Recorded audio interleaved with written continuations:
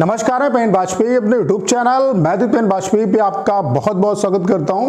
ये video SSC CHSL 2024 वाले जो एस्पिरेंट हैं उनके लिए बहुत ज़्यादा हेल्पफुल होने वाला है। आप में से ढेर सारे जो एस्पिरेंट हैं वो ये जानना चाहते हैं कि सीएचएसएल 2024 में कितनी वैकेंसी आ सकती है, कितनी एक्सपेक्टेड वैकेंसी रह सकती है। तो वैकेंसी को समझने के लिए कि कितनी वैकेंसी आपकी आ सकती है, इसके लिए आपको पिछले 4-5 साल का जो ट्रेंड है वैकेंसी का वो समझना पड़ेगा कि पिछले 4-5 सालों में एलडीसी और डीईओ में वैकेंसी कितनी आ रही हैं। उसके बेसिस पे इस बार कितनी वैकेंसी आ सकती हैं, इसका आइडिया आपको इजीली लग जाएगा। तो मैं आपको पिछली जो 4-5 साल की वैकेंसी हैं कितनी आई हैं, उसके हिसाब से इस बार कितनी आ सकती हैं, इस बार क्यों वैकेंसी आपकी थोड़ी सी इंक्रीज हो सकती है, इन सब पॉइंट पे यहाँ पे बात करने वाले हैं। तो चलिए स्टार्ट करते हैं।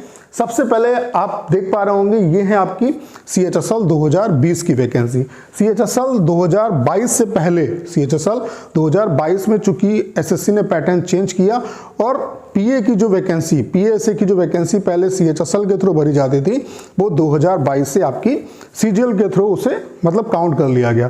तो पहले सीएचएसएल की वैकेंसी में एलडीसी डीओ के अलावा आपकी पीएसए की वैकेंसी आती थी।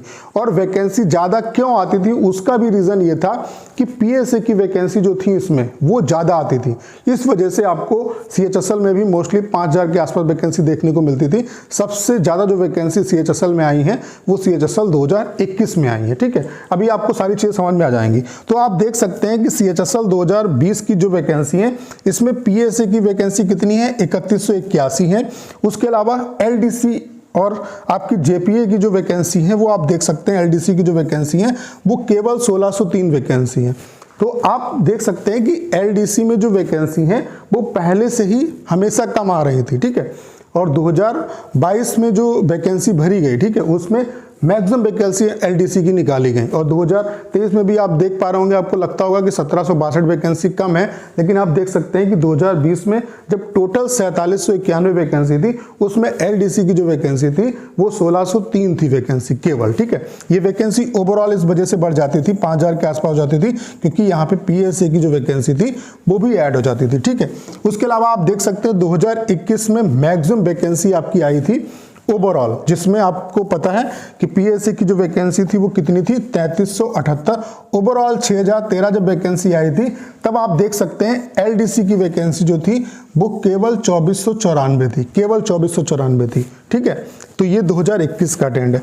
अब आप देखो 2022 में जब आपकी नोटिफिकेशन आया था तो उस टाइम पे टेंटेटिव वैकेंसी 4500 बताई गई थी, 4500 प्लस वैकेंसी थी और वो रिलीज भी हुई थी। लेकिन फाइनल आते आते फाइनल जो वैकेंसी रह गई थी आपकी वो आप देख सकते हैं 3242 वैकेंसी। तो ये कोई कम वैकेंसी नहीं, क्योंकि इसमें पीएसए की जो वैकेंसी है वो नहीं है, ये केवल आपकी एलडीसी और डीईओ की जो एलडीसी जेपीओ और डीईओ की वैकेंसी है। तो ये अगर इन्हें मतलब अलग करके देखो कि इतनी वैकेंसी कभी भी नहीं है। आप देख सकते हैं पुराना जो ट्रेंड है कि एलडीसी की कितनी, यहाँ पे मैक्सिमम वैकेंसी थी 2021 में 6013, जिसमें एलडीसी और जेएसए की जो वैकेंसी थी वो आपकी कितनी थी, 2494 थी, केवल 2494 वैकेंसी थी। ठीक है, और यहाँ पे कितनी वैकेंसी 4500 बताई गई थी, लेकिन मतलब फाइनल जो वैकेंसी रह गई थी वो आपकी 3242 वैकेंसी आपकी रह गई थी। ठीक है, अब बात कर लेते हैं यहाँ पे 2023 में आप देख सकते हैं 1762 वैकेंसी है। ठीक है, अब स्टूडेंट जानना चाहते हैं कि 2024 में सीएचएसएल 2024 में कितनी वैकेंसी आपकी आ सकती हैं।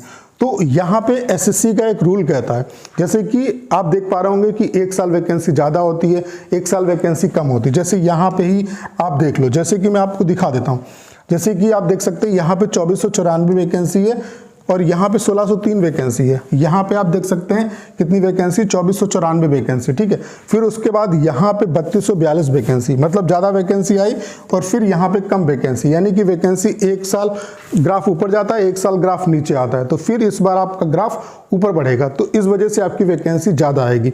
उसका रीज़न क्या है, उसका रीज़न ये है कि एसएससी जो है वो वेटिंग लिस्ट प्रिपेयर नहीं करता। जितनी भी वैकेंसी वैकेंट रह जाएगी वो आने वाले जो एग्ज़ाम, नेक्स्ट जो एग्ज़ाम है उसमें आपकी ट्रांसफ़र हो जाती है। तो इस वजह से आपको वैकेंसी जो है वो ठीक ठाक देखने को मिलेगी। अब बात कर लेते हैं कितनी वैकेंसी आपकी आ सकती है। तो ये अनुमान है कि आपकी 2500 प्लस जो वैकेंसी है वो आने की संभावना है। 2500 प्लस वैकेंसी आपकी आ सकती है। ठीक है, तो आप सभी से यही कहना चाहता हूं कि अभी से जी जान लगा के प्रिपरेशन करना स्टार्ट कर दो, क्योंकि CHSL में सिलेक्शन लेना आसान नहीं है।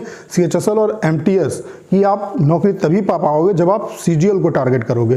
तो आपको एक ही एग्जाम को टारगेट नहीं करना है, आप CGL भी दीजिए, CHSL भी दीजिए, MTS भी दीजिए, और CGL की प्रिपरेशन पे फोकस जब करेंगे तभी आप चीज़ों को कर पाएंगे। ठीक है, तो एक्सपेक्टेड ये है कि वैकेंसी आपकी 2500 प्लस जो वैकेंसी है वो आपकी आ सकती है।